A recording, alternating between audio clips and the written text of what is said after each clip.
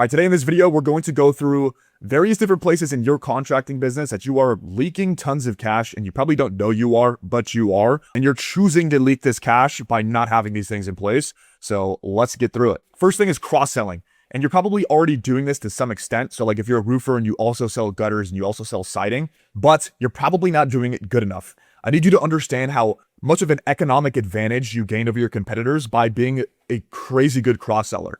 Let's just say you sell somebody on a roof replacement and then you sell them on siding as well. So you cross-sell them into, another product. You acquired that siding job for free. There is a 0% cost of marketing. So if your cost of marketing is typically like 12% on the roofing side, it was 0% on that cross-sell job, right? So you need to stuff these opportunities in every single part of your company to maximize the amount of cross-sells that you're actually getting. So in the in-home presentation, like it should be SOP that your sales reps at least mention that you guys offer these other services. You'd be surprised. Like these homeowners, they're kind of like in revamp mode a lot of the times, like when they're getting a new roof or they're getting siding or they're getting gutters or windows or doors or whatever. If you just mention at the very least that you have these other industries that you can help them out with, you're going to get free jobs. And also this kind of goes along with like your entire list as a company. You probably have thousands, maybe tens of thousands of leads and hundreds, maybe thousands of past customers that you've serviced that you can easily reach out to. You can call them, you can text them, you can email them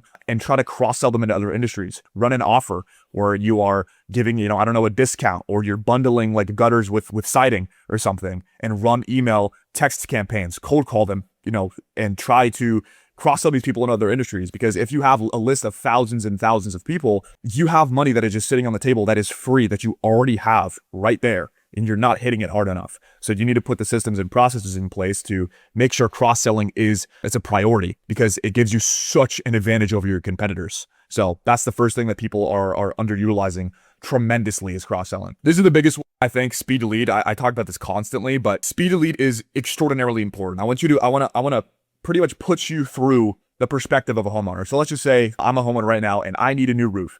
My roof is leaking. I need it fixed right now. An asteroid just hit my roof and it's leaking water all over my freaking kitchen or something, right? I put in my information to your company right now. You probably think you're good here. Like, oh yeah, we have, an office lady that, picks up the phone, and whenever it rings, but she went to the bathroom or she's like eating or she's distracted. She's like calling her girlfriend or whatever she's doing, right? And that lead doesn't get called for another 27 minutes. Within that 27 minutes, me as a homeowner, I'm like, I have this problem. I'm putting my information here. I'm putting my information there. I'm putting my information in this place. Maybe place number 3 calls me instantaneously. I book an appointment for same day or the next day because this company's fast, they're dialed in. And then by the time you call me, I either don't answer because I don't even remember filling out my form with you. I don't recognize the phone number, or I know it's you, but I'm like, I already got my problem solved because I'm talking with this company. So you just lost out money. You just lost on like a $25,000 roof replacement job because I'm trying to get this problem solved immediately, right? So speed to lead is absolutely, like, it gives you such an advantage. Like for us internally, we got our speed to lead, like we were hovering around 3 minutes, and we're fielding thousands and thousands and thousands and thousands of leads every single month for our clients.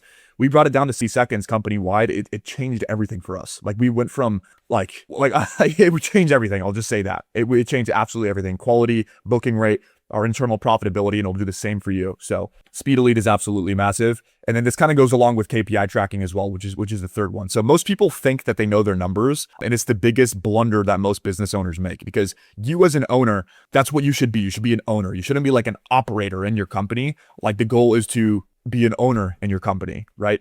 And you can't really be an owner if you don't know granular numbers on things. So maybe you know your close rate, and you check it like once a week, but that's not knowing your numbers. It's like a vaguely accurate number that's like tracked on like a Google spreadsheet that doesn't really get checked by you or your team members. I'm talking granular KPI tracking. So I'll give like 3 examples of what this would look like. So you need granular KPI tracking on your lead sources. So a lot of contractors, and you'd be surprised, people doing multiple 8 figures per year. We have clients that had this, and we helped revamp their entire KPI tracking. They would just kind of spend money on multiple different, either lead vendors, or they would run ads internally for themselves. They would not have any attribution. So meaning if they generated a lead from, Facebook ads that they're running internally and they closed the job, they did not have attribution. That they didn't know that job got closed or came from that Facebook ad. It kind of just was from somewhere maybe. And then they would have an overall cost of marketing, and oh yay, we're at 11%. That's pretty good. And then they just keep going. Little do they know, if they had granular tracking of like, total, not just like total leads, but attribution of how many jobs came from where on how much spend, booking rate on which lead sorts, like literally granular every KPI, they would find out that, oh gosh, we're spending like $10,000 a month in 2 places. So $20,000 a month. That is practically going nowhere.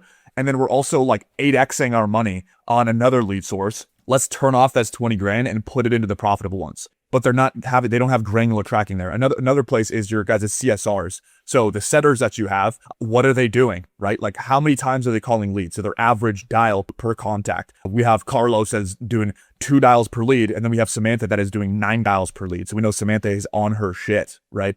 And then we also, like booking rate, conversation to booking rate, connection rate, speed to lead, like that, kind of going into the last one. We need granular tracking on your employees. And obviously for your sales reps as well, that's kind of self-explanatory. So by having granular tracking on all your lead sources, all your sales reps, all your CSRs, you'll be able to find the top performers across all different parts of your company, which will, put you in a position to make very good decisions on who to keep, who not to keep, what is this person doing really well that we can, translate to the rest of the team so we can help empower them to do really well. Once again, granular KPI tracking everywhere. Like I'm looking at my dashboard right now on my other monitor of our internal like call team, and I have KPIs of every single one. And I'm just looking at it. So I know this person's, doing well. This person's not. This person needs help. This person's not. That's the third one. Number 4, social proof and abusing it. Like abusing social proof everywhere. This one is very easy to roll out. Like getting KPI tracking, like it's kind of tedious. And if you're not technically minded, you kind of need somebody that knows what they're doing, of mapping the data and making sure it's really easily accessible. But for social proof, you need to cram it in every single part of your company. It's kind of like the cross-selling one as well. So most people think that they just need to get Google reviews, but I'm talking like interview your clients, take like really good before and after pictures, do like full like case studies of them, take photos with them. Whatever you can do for social proof, you need to gather that content and you need to stuff it in your advertising. So for us, like we run ads where it's literally just like kind of like case study social proof ads, right?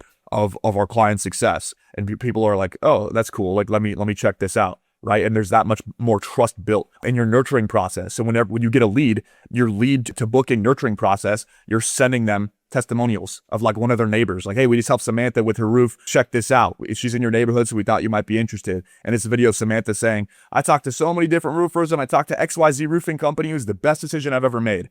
So now that lead is going to watch that video and they're going to gain trust. They're going to book a call with you. Their show rates are probably going to be higher. Their close rates probably going to be higher on that lead because they trust you more.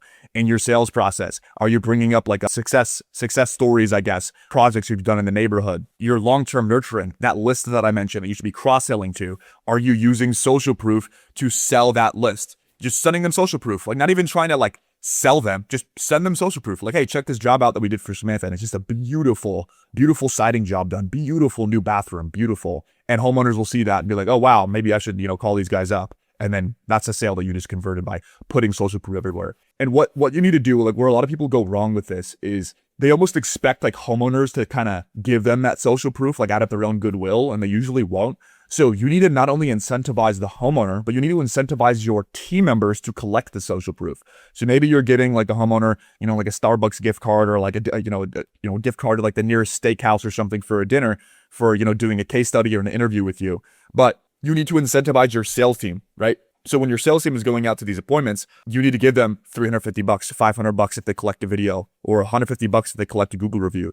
You need to find ways to incentivize your team and make an SOP where every single job you do, a review and a testimonial is being collected. And then you have this freaking war chest of content that is super valuable because it's just trust-based to doing business, right? It's like, do I trust this person to do what they say they can, right? And the best way to prove that is by having a ton of evidence. So you just have this war chest of evidence that you can deploy in your nurturing process, in your sales process, in your advertising, everywhere.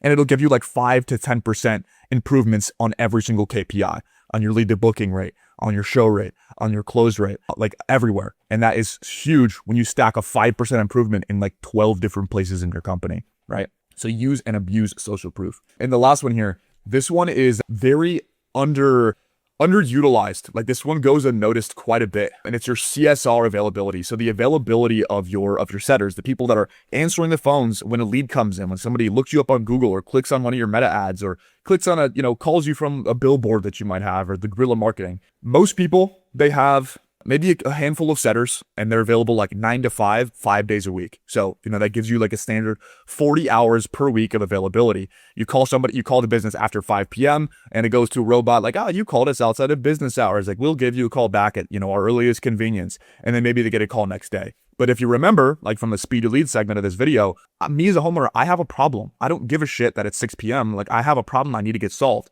So I'm going to put my information in other places. And the first one to call me is going to be the one that usually gets the job, right? So just to kind of put in an example to kind of like compare and contrast like two different options. So let's just say you versus me. So for us internally at NCT, we have 98 hours a week of availability. So over 2.5x. So you're 9 to 5, 5 days a week. I'm 6 a.m. What is it? 6 a.m. to 8 p.m. 7 days a week. I think that's 98 hours. So what is that? Like, it's like 2.5 times more availability. Who do you think's going to win? Right? From just like a lead gen marketing perspective, who do you think's going to win? Who do you think's going to book more appointments on the same lead volume? Right? Who do you think has a more efficient system that I can easily scale into, that I don't have to worry about cracks in the system to make me unprofitable at scale? Right? It's going to be you. That's the one I'd be concerned about.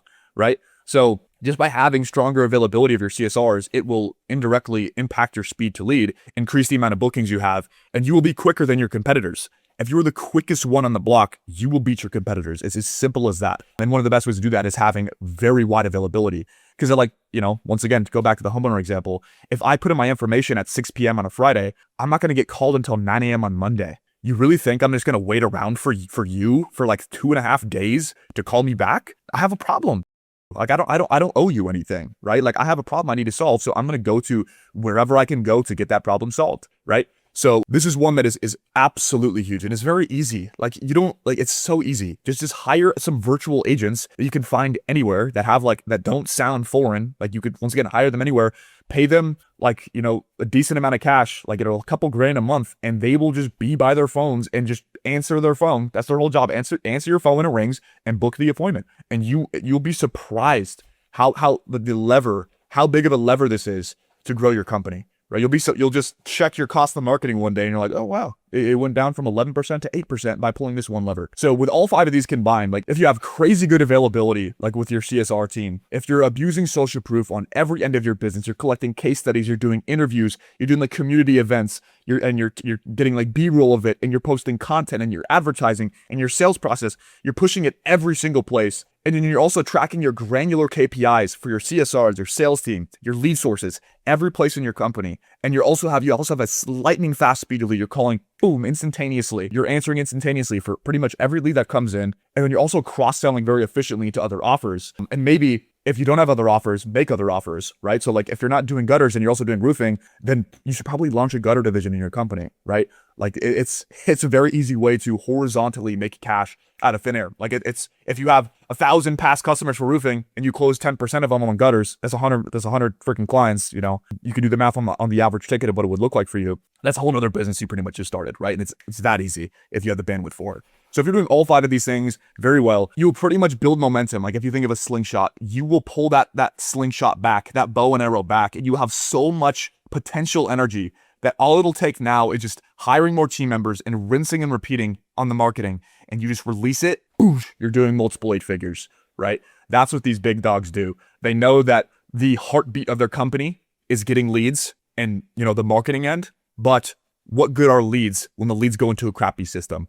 Because you're just going to be spending money that your competitors are also spending, but your competitors are just absolutely beating your ass because they know how to do these things and you don't. So hopefully this helps. If you are interested in either getting leads or getting a system like this into your company, like we do this for our clients, or like when we bring them on, we audit their entire systems and we implement these things because we have the privilege of working with hundreds and hundreds of contractors across the country. So we see firsthand the things that other contractors are doing like this that are working, and we help implement it into clients that don't have that in place because we want them to succeed, right? Because the more efficient their business is, the more leads they're going to buy from us, and the more deals that they're going to close. So it's a freaking, mutually beneficial relationship. So if you're interested in either getting more leads or a system like that, there should be a booking link in the description. So click that. We'll talk to you, see if we can help you out, but have a blessed rest of your day. Talk soon.